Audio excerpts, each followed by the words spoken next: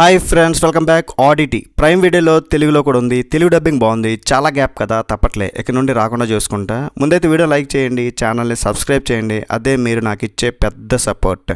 ఇది Hollywood movie కాదు, Irish horror thriller. 1 hour 45 minutes ఉంది. ఫ్యామిలీతో పాటు చూడొచ్చు. అడల్ట్ కంటెంట్ ఎక్కడా లేదు. మరి మూవీ చూసాక నాకు ఏమనిపించిందంటే, ఈ మూవీ అంట 2024లోనే బెస్ట్ హర్రర్ మూవీ అంట.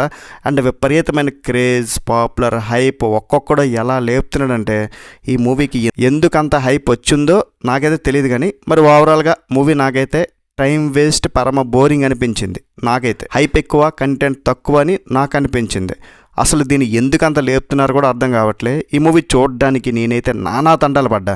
నిద్ర వచ్చింది చాలాసార్లు. ఎలాగోలా కంప్లీట్ చేశాను అనుకోండి. నాకైతే అసలు నచ్చలేదు. ఇది అసలు హర్రర్ మూవీనే కాదు, పేరుకే హర్రర్ మూవీ. ఒక్క హర్రర్ సీన్ లేదు, ఒక 2 జంప్ స్కేర్స్ ఉన్నాయి. గ్రిప్పింగ్ లేదు, సస్పెన్స్ లేదు. అట్లీస్ట్ కొంచెం డిఫరెంట్గానే ప్లాన్ చేశారేమో అనుకున్నా. 45 minutesకి క్లైమాక్స్ ఏంటి అని నాకు ఒక క్లారిటీ అయితే వచ్చేసింది. చాలా డల్గా, స్లోగా సహనాన్ని అయితే టెస్ట్ చేసింది. ఇది బెస్ట్ హర్రర్ మూవీ అంట. IMDbలో కూడా 6 దాటే ఉంది. రేటింగ్ 6 దాటింది అంటే ఏదో ఉంటుంది అనుకుంటాం కదా. మరి 6 రేటింగ్ దాటింది కదా అని బాగోలేదు అని చెప్పకపోతే బాగోదే. మన సబ్స్క్రైబర్స్ మళ్ళీ ఫీల్ అవుతారు మళ్ళీ. సరే, ఇందులో మ్యాటర్ ఏంటంటే, ఇద్దరు ట్విన్ సిస్టర్స్ ఉంటారు, డార్సీ అండ్ డానీ. డానీని దారుణంగా ఎవరు చంపేస్తారు, తన చెల్లిని దారుణంగా ఎవరు చంపారు, వారిని బ్లైండ్ అయిన డార్సీ ఎలా కనిపెడుతుంది అనేది మూవీలో చూస్తారు. ఇది లో బడ్జెట్ ఫిల్మ్తో వచ్చింది. చాలా చిన్న స్టోరీ, చాలా చిన్న సినిమా. ఇప్పుడు చూస్తే వెంటనే మర్చిపోతారు, పెద్దగా ఏమి ఉండదు. జస్ట్ 2 జంప్ స్కేర్స్, అంతకు మించి చూపించడానికి ఏమీ లేదు. బోరింగ్ డ్రామా, ఇంట్రెస్ట్ లేని క్యారెక్టర్స్. ఫస్ట్ 45 minutes వరకు సహనానికి పరీక్ష. తర్వాత నుండి కొద్దిగా ఇంట్రెస్ట్గా మొదలైంది, పర్లేదు. సెకండ్ హాఫ్ బాగుంటుంది అనుకున్నా, మళ్ళీ అదే తంతు.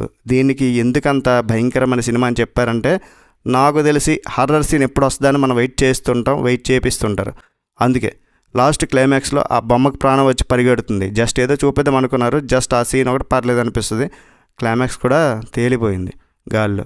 లో బడ్జెట్ మూవీ, బట్ సినిమాటోగ్రఫీ చాలా బాగుంది. బ్యాక్గ్రౌండ్ స్కోర్ కూడా బాగుంది. ఫైనల్గా నేను చెప్పేది ఏంటంటే, హైప్ ఎక్కువ, కంటెంట్ తక్కువ. మరి మీ ఇష్టం, చూడాలి వద్ద డిసైడ్ చేసుకోండి. రేటింగ్ ఎంతంటే ఓవరాల్గా నేను ఇచ్చేది 2/5. That's it guys. రివ్యూ నచ్చితే ఒక లైక్ చేయండి చాలు. నెక్స్ట్ వీడియో మళ్ళీ కలుద్దాం. బై బాయ్ అండ్ జై హింద్.